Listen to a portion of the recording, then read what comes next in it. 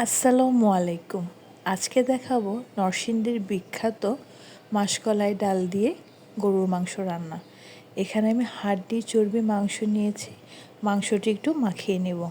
দিয়ে দিলাম একটা টমেটো, আদা রসুন এবং পেঁয়াজ বাটা।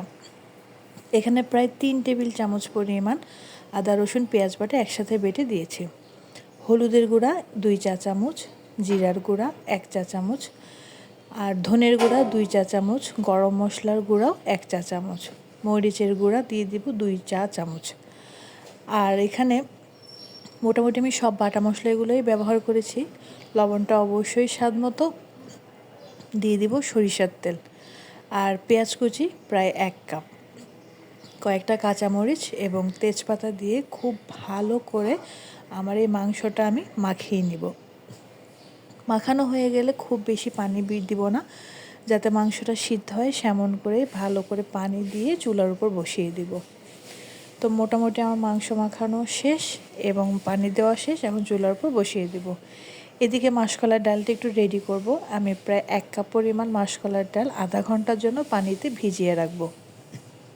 যেহেতু এটা দিয়ে অনেক ময়লা বের হবে, সেজন্য ভিজিয়ে রাখার পরে খুব ভালো করে ধুয়ে প্রেশার কুকারে প্রায় 1 টেবিল চামচ আদা রসুন বাটা, আস্ত রসুন, পেঁয়াজ কুচি, হলুদের গুঁড়া, লবণ দিয়ে পর্যাপ্ত পানি দিয়ে এটা খুব ভালোভাবে সেদ্ধ করে নেব।